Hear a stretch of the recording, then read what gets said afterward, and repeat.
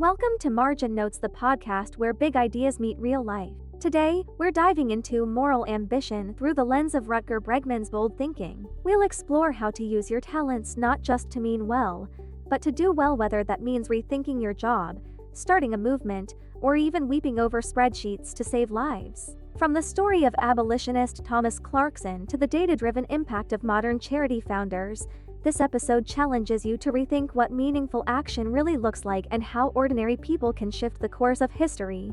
Let's go. Welcome to the Deep Dive. Today, we're digging into a pretty big idea: moral ambition. Right. We've been looking at some really interesting stuff from Rutger Bregman. Yeah, and the goal here really is to pull out things that are actionable for you. How can you use your own talents, your time, to actually make a meaningful difference, to get beyond just, awareness and good intentions? Exactly. It's about looking at the kinds of work we do, why even small focus groups can be surprisingly effective, and importantly, why having the right strategies matters more than just, say, shouting about a problem. We want to figure out how you can build up that drive to do good and then, actually act on it wherever you are right now. It's about making it happen. Okay, so let's kick off with how Bregman categorizes jobs. He lays out 4 types. First up is category I. This is work that's, it's not particularly ambitious and it's not really idealistic either. Right. Think about writing reports nobody reads, or maybe managing roles that don't seem to add much real value. It's kind of unsettling, isn't it? Bregman mentions research showing a pretty significant chunk of people feel their jobs are, pointless. Yeah. Or at least they doubt their contribution to society. As you're listening, maybe think, where do you see yourself?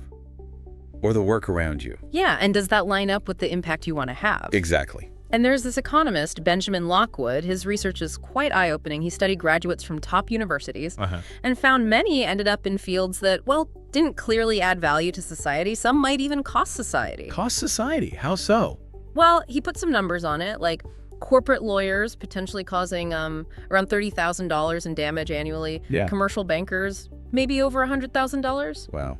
But maybe even bigger than that direct cost is the opportunity cost. What else could those really bright people have been doing? Solving big problems, creating something amazing.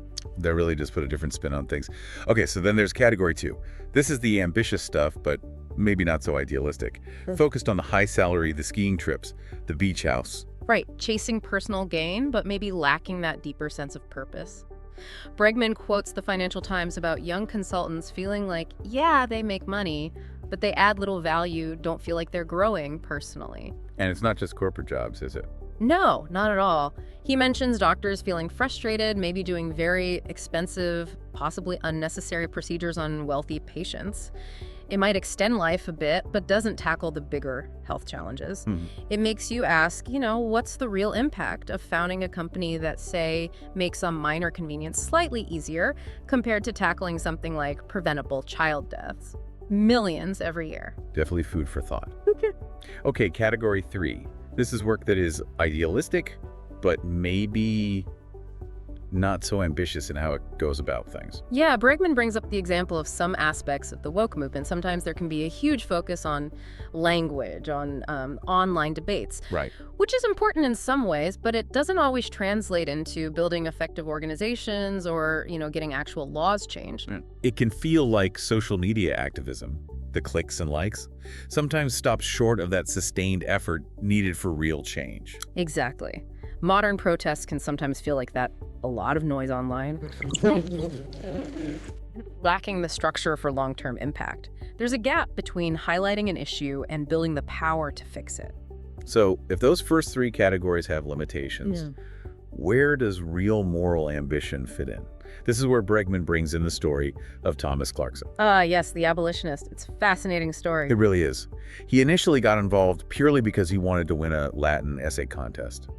He knew almost nothing about slavery. Incredible, isn't it? But then he started researching. Yeah. He really dove deep into the horrors of the slave trade, and it completely changed him. It wasn't just academic anymore. Not at all. It became his life's work. He was relentless researching, writing pamphlets, getting petitions signed. It shows that moral ambition can ignite from unexpected places, right? His initial motivation wasn't pure, maybe. But his dedication was immense. Immense. And it came at a cost. He pushed himself so hard he had a nervous breakdown, a burnout, at only 33. Which is such a stark contrast to how we often talk about work-life balance today, mindfulness, avoiding burnout. Right. But his impact, undeniable. He helped change the world. That makes you think of that Margaret Mead quote. Oh yeah. Never doubt that a small group of thoughtful, committed citizens can change the world. It feels so relevant here. It really does. Mead was saying, look, most people are kind of bystanders. It's usually a smaller group that chooses the harder path, the one that actually makes the difference. Which can feel daunting, right? Well, on a planet of billions, thinking, what can I do? absolutely. But Bregman argues against this idea that the world is just run by a tiny group of super rich, all-powerful elites. Okay. I mean, yes, wealth obviously brings influence, but he points out that many wealthy people don't actually use their resources for big, impactful change. So it's not just about money and power in the traditional sense. No. Instead, he looks at people like those who helped Jews during World War II. Ordinary people, often what drove them. They couldn't look away. They couldn't look away. They believed they could do something. And they faced that fundamental question, can I live with myself if I do nothing? That's powerful. And it contrasts sharply with those who maybe heard the horrific stories, but dismissed them, found them too unbelievable, stayed on the sidelines. Exactly. And it's important to note, resistance wasn't always clean-cut. It often involved morally, well, gray areas, lying, bribing. Like the story of Arnold Dow's. Right, the deceptions he used to protect people. It shows the difficult choices involved when you're truly committed to fighting injustice. And this idea, this commitment, it can spread, can't it? Bregman talks about belief in progress being sort of infectious. Yeah, he cites Anton House's work on British inventors. House found that innovation often wasn't just one person's genius idea in isolation. It was sparked by seeing what others were doing. Inspiration spreading. So just starting something matters, taking that first step. It really does. Once resistance starts, it often gathers momentum. Even Martin Luther King Jr., apparently, was initially hesitant about leading the Montgomery bus boycott. Wow, I didn't know that. Yeah. So these examples, from WWII resistance to the civil rights movement, show that even small acts driven by conviction can ignite something much bigger. That belief in progress itself starts to catch on. It suggests that our own actions, even if they feel small, can contribute to that ripple effect, inspire others. Precisely. It's not always about the grand gesture. Sometimes it's just about starting. Okay, so let's talk about the different forms moral ambition can take, because it's not just marching and protesting, right? Definitely not. It can be digging through dense reports, working away in a lab, starting a company with a specific mission. Bregman even mentions this Life magazine photo of a group called the Radical Nerds. Radical Nerds, I love that. Me too. It was this influential action group, and the photo emphasized their intellectual engagement as a form of activism. It challenges that stereotype of what an activist looks like. It means your specific skills, your interests, they can be tools for change. You don't have to fit a certain mold. Exactly. And Peter Thiel's analogy, while maybe a bit provocative, is interesting here. He talks about joining or starting a cult. A cult? Well, not literally, but he means an organization that is laser-focused, almost obsessively, on a singular mission. He contrasts that with something like a consulting firm where maybe talent gets spread thin across lots of different projects. So the idea is that intense focus drives bigger change. That seems to be the argument, that you need that almost fanatical dedication to a core goal. And maybe being unafraid to seem a bit weird.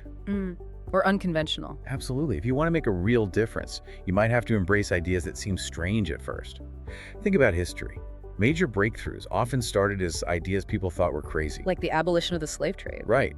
The British Society for the Abolition of the Slave Trade, it was driven largely by entrepreneurs, many Quakers, and their focus was on action plans, concrete steps, not just endless philosophical debate, which Bregman contrasts with the French abolition movement at the time, which was maybe less effective. Yeah, seemingly less focused on the practical how-to.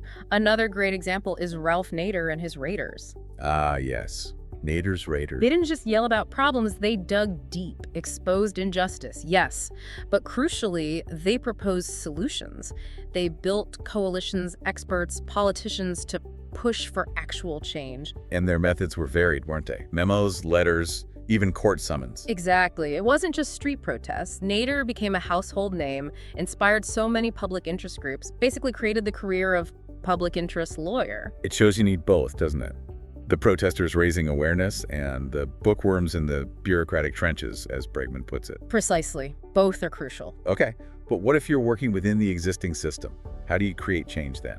Bregman talks about shifting the Overton window. Right, the Overton window, that's the range of ideas society considers acceptable or mainstream at any given time. So shifting it means making ideas that once seemed radical, normal. Essentially, yes. Making the unthinkable thinkable, and eventually acceptable or even desirable. But it's not just about being wildly unreasonable or completely unrealistic. So how does it work effectively? Often, it's the pragmatic idealists who succeed. They have those big, ambitious, maybe pie-in-the-sky goals, but they couple them with really grounded, flexible strategies. They're willing to adapt, maybe compromise sometimes, to move things forward. And remembering there are different roles to play within any movement. Exactly. Not everyone is the figurehead. You need the strategists, the researchers, the organizers, the communicators, all of it. But Bregman argues, to be truly effective, we also need to get past some common illusions about how change actually happens. He lists 5. Yeah, these are really important. The first one is the illusion of awareness. Meaning just knowing about a problem isn't enough. Pretty much. Awareness is often overrated. We see this belief-behavior gap all the time, right? Animal lovers eating meat, environmentalists taking lots of flights. Knowing doesn't automatically equal doing. Exactly. And he links this to political hobbyism, people engaging with news like it's entertainment, debating online, but not actually doing the less glamorous work, like lobbying or organizing. Which might explain why public opinion polls don't always lead to policy changes. It could be a factor. Look at the long-term focused strategies of movements like the anti-abortion movement, for example. They worked strategically for decades, often against prevailing public opinion at times, to achieve their goals. Awareness wasn't their only tool. Okay, illusion number 2. The illusion of good intentions, just meaning well, isn't sufficient. Opportunities get wasted if intentions aren't backed by effective action. Right. He gives the example of this U.S. charity No Lean Season. They had a program, they tested it, and found it wasn't really working as hoped. So they made the tough call to shut it down. That takes courage, admitting failure. It does. But it highlights the need to focus on what actually works, not just what feels good or seems like a nice idea. Makes sense. What's the third illusion? The illusion of the right reasons. This is interesting. The idea that good things often happen for reasons that aren't purely altruistic. Like Thomas Clarkson again, winning the essay contest being his initial driver. Exactly. He wasn't only motivated by the suffering, at least not initially, and this warns against being too rigid, applying purity tests within movements. Because that can alienate people who could be valuable allies, even if their motivations aren't perfect. Precisely. Bregman mentions reports about progressive groups sometimes getting bogged down in internal purity disputes, which can make them less effective overall. Okay, fourth illusion. The illusion of inevitable synergy. Just assuming everyone who's theoretically on the right side will automatically work together smoothly. The reality of infighting and disagreements. Yep. We've seen it in movements like Occupy, the Women's March, Black Lives Matter, internal disputes, different priorities, fractured efforts. It's common. And he suggests modern protests can sometimes be heavy on intuition and passion, but maybe lighter on long-term strategy and measurable results. That seems to be the critique. Lots of energy initially, but maybe not always translating into sustained strategic campaigns that achieve concrete wins. And the final one, illusion number 5. The illusion of inherent goodness. This one uses the story of Gustav Fegert, the German worker famously photographed refusing to give the Nazi salute. Right, the man who didn't salute Hitler. But why didn't he salute? Apparently it was mainly for religious reasons. He didn't want to revere a man. It wasn't necessarily driven by deep sympathy for the Jews or opposition to the regime's core ideology. And he continued working for the war industry. Yes. It's a reminder that people's motivations are complex. We need realistic idealism, not assuming everyone acting correctly on one issue is a sane or shares all our values. Okay, those 5 illusions are definitely things to watch out for. Now this leads us to a really powerful section, learning to weep over spreadsheets. Ah, yes. The stories of Rob Mather and Joey Savoy, really compelling. So Rob Mather, successful British executive, right? But something shifted for him. Big time. His daughter Terry got seriously ill, and around the same time, he saw a documentary about malaria. And despite describing himself as, not an emotional person, it hit him hard. The scale of suffering. And his business background played a key role. Absolutely. He understood things like profit margins, return on investment, how to scale things effectively. He'd already done a swim-a-thon for his daughter, but he felt this pull to do more good for more people. So he approached it logically. Very logically. He researched, looked for the biggest impact, identified malaria, huge cause of preventable child deaths, like 3,000 a day back then. And the solution was relatively simple and cheap. Insecticide-treated mosquito nets, just a few pounds each. But he was underfunded. Shockingly underfunded, given the scale of the problem and the cost-effectiveness of the solution. And this is where GiveWell comes in. Exactly. Holden, Karnofsky, and GiveWell, they do these incredibly rigorous, data-driven charity evaluations. They crunched the numbers on the Against Malaria Foundation, AMS. Which Matter got involved with. Right. And GiveWell basically said, this is top tier. Bregman calls them the Real Madrid of charities. Their spreadsheets showed AMF was saving lives incredibly cost-effectively, around $5,000 per child's life saved. That's the weeping over spreadsheets idea, isn't it? Seeing the human impact quantified in the data. Precisely. It's not just about charity, it's applying that strategic, evidence-based thinking to maximizing good. AMF went on to raise hundreds of millions, distribute hundreds of millions of nets. And the impact is real. Bregman tells that story about the Ugandan village. Yeah, where malaria cases dropped like 98% after they got the nets. And this village elder, Muhammad, sent this incredibly heartfelt message of thanks. That's the power of data driving moral action. Amazing. Then there's Joey Savoy. Another incredible character. Started young, super motivated, first trying to end bullying, then improve education. And he got frustrated with apathy around him. Yeah, frustrated with classmates who didn't seem to care as much. He started combining that passion with a more quantitative approach, looking at data alongside his vision for a meaningful life, particularly in education. And he ended up connecting with Rob Mather. Right. Moved to London, got involved. He and his girlfriend started fundraising for AMF really effectively. So effectively that GiveWell noticed and actually encouraged them to start their own thing. Which led to charity entrepreneurship. Exactly.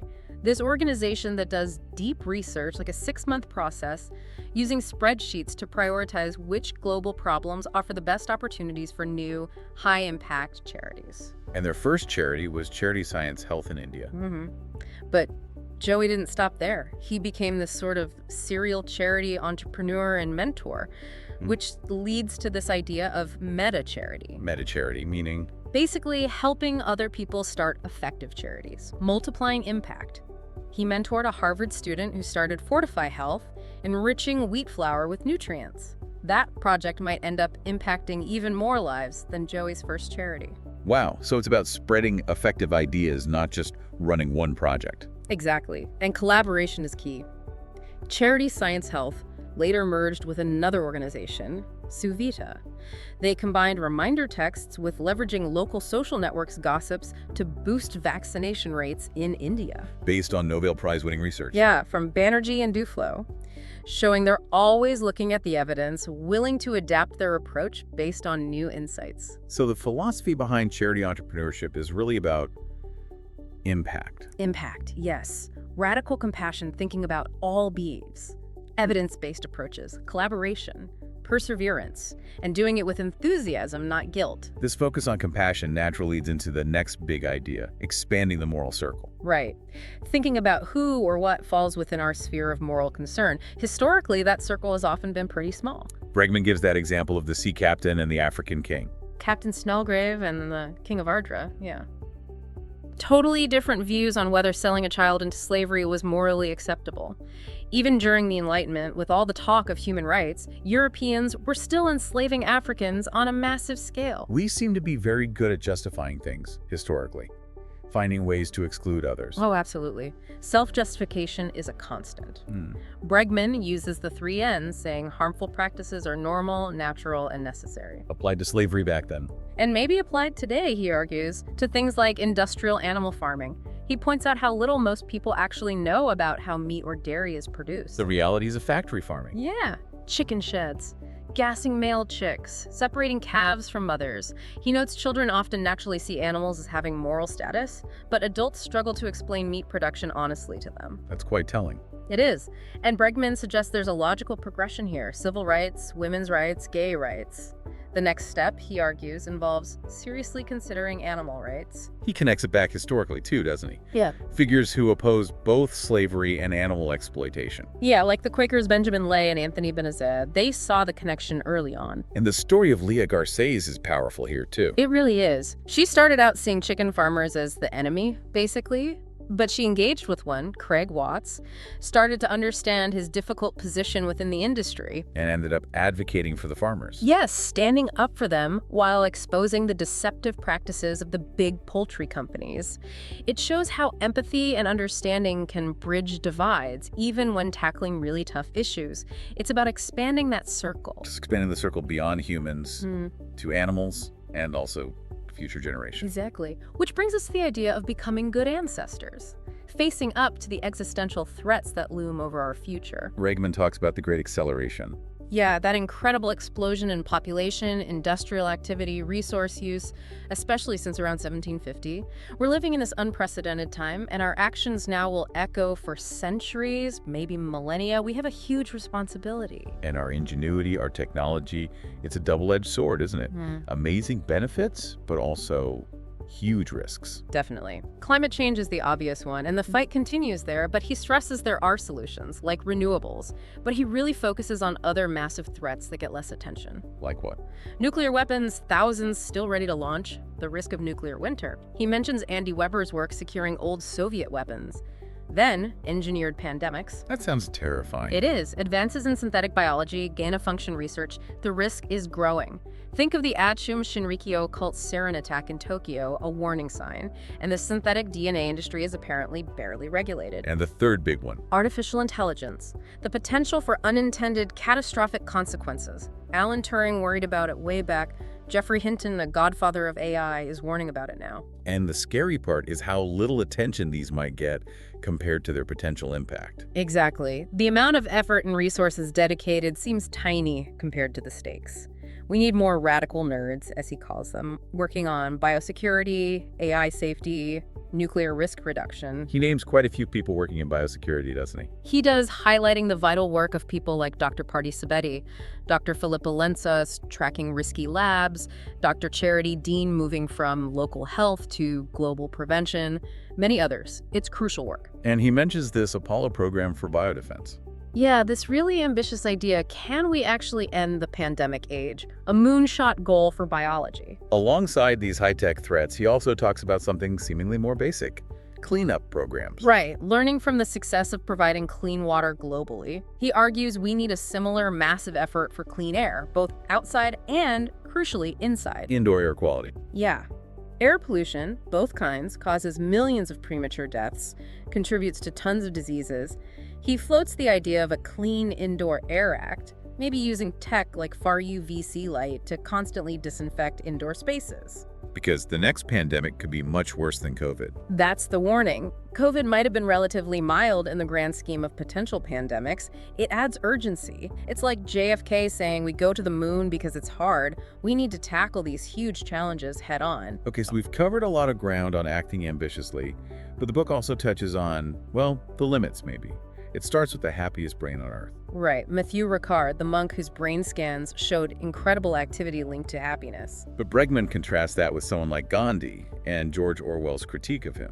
Yeah, Orwell found Gandhi's extreme self-denial and detachment. Well, a bit inhuman.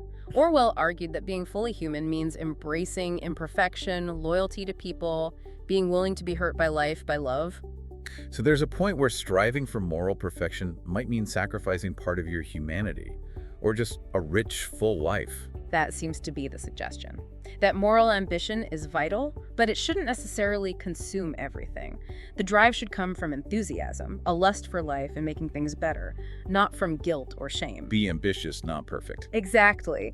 And recognizing when maybe you are okay, you are fine just the way you are, there are limits. But this feels like the final punch. The final punch is that most of us are nowhere near those limits. Most of us could be doing more. The core message is really a call to action. Stop wasting your talent. Start making a difference. Okay, so let's quickly recap. We looked at those 4 job categories. Where does our work fit? We saw how moral ambition can take many forms, inspired by stories like Clarkson's. We talked about overcoming those 5 illusions to be truly effective. Right, like the illusion of awareness or good intentions being enough. Then the powerful examples of Rob Mather and Joey Savoy using data and strategy weeping over spreadsheets. The need to expand our moral circle to animals, to future generations. And the urgency of tackling those huge existential threats, climate, nukes, pandemics, AI, becoming good ancestors. And finally, finding that balance between ambition and living a full life, driven by enthusiasm, not guilt. A lot to think about. Definitely. So here's a final thought for you listening. Thinking about the big, maybe neglected problems we touched on today. What's one small step you could take? Maybe something unconventional, something that feels a little weird, outside the usual activism box.